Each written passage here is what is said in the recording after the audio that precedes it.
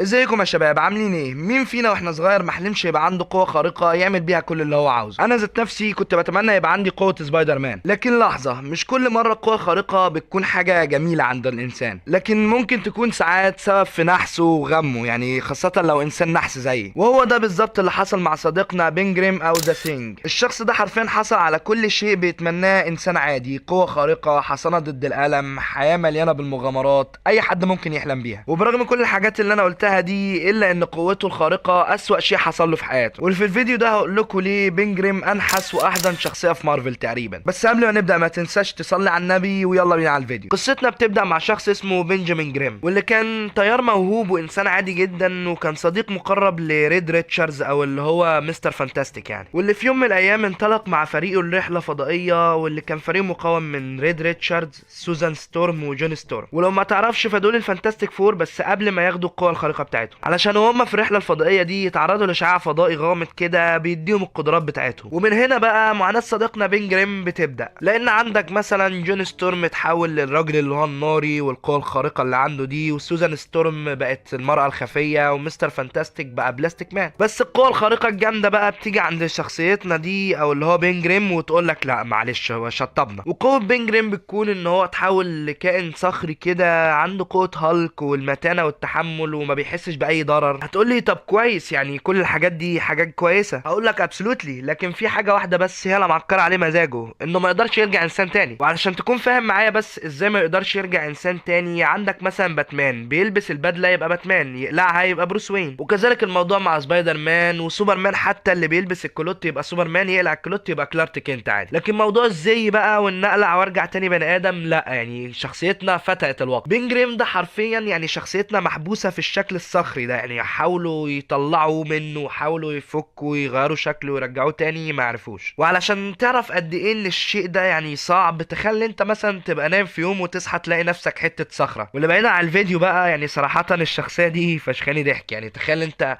الناس كلها نفسها يبقى عندها قوه خارقه، وانت لما يجيلك القوه الخارقه تبقى مش عاوزها. تعالوا نبدا باول خبور اخده صديقنا بين جريم بعد ما تحول، الا وهي خطيبته، واللي اول ما شافت شكله ما قدرتش تستحمله واخد بعضها وسابته. على عكس مثلا حبيبه ديدبول، اللي لما شافت شكله يعني تقبلته وعاشت معاه واتجوزوا، والدنيا كانت زبادي خلاط خالص، اصيله يا ام احمد. على عكس بقى خطيبه بين جريم، اللي اول ما شافت شكله كده قالت له طريق السلامه انت، وراحت سايباه وماشي. واطيه يا ام احمد. ده غير ان الناس ما تقبلوش شكله، يعني طبيعي، يعني انت تخيل تبقى ماشي في الشارع تلاقي صخره ماشيه جنبك، هتتقبلها؟ واللي غالبا لو ده عندنا في مصر هيجيبوه يعمل اعلان لبلبن، او يستضيفوه في قصر الكبابجي مع ابو زياد، او يطلع عندنا لايفات تيك توك ويفضل يقول كبسوا كبسوا. لكن للاسف في امريكا مفيش كبسوا كبسوا. وده يخلينا ننتقل للمرحله التانية او الخابور التاني اللي اخده من الحياه: انه مش هيقدر يشتغل اي حاجه حرفيا، لانه على قد ما عنده قوه ومتانه في جسمه، الا ان الشكل الصخري ده ما بيمكنوش انه يمسك الحاجات كويس او كده، يعني ممكن اي حاجه يمسكها يدمرها. وبين جريم ده حرفيا شخصيه فقدت كل حاجه: شكلها القديم، حياته الطبيعيه، حتى خطيبته سابته. واللي لو اي حد كان مكان الشخص ده هيروح يدور له على تربه احسن. لانه بالعقل كده، يعني تخيل انت تبقى قوي جدا لكن مش قادر تحس باي حاجه ولا تحس باللي حواليك حتى. وحرفيا بين جريم ما بيحسش بحاجه، ده يعني حرفيا، يعني انت لو خبطته باي حاجه هو مش هيحس بيها اصلا. وده بيخليه يعني شبه خالد، يعني شبه ما بيتدمرش حرفيا. وموضوع الخلود ده شيء وحش عند الابطال الخارقين، هنبقى نتكلم عليه في فيديو تاني. واللي اظن ان الشخصيه دي اكتر شخصيه ادركت ان القوه يعني مش دايما نعمه، القوه ممكن تبقى لعنه. واللي زي ما قلت لكم من شويه ان كان اي شخص مكانه كان يأس من حياته. ولكن رغم كل ده بين جريم ما استسلمش انه يبقى شخص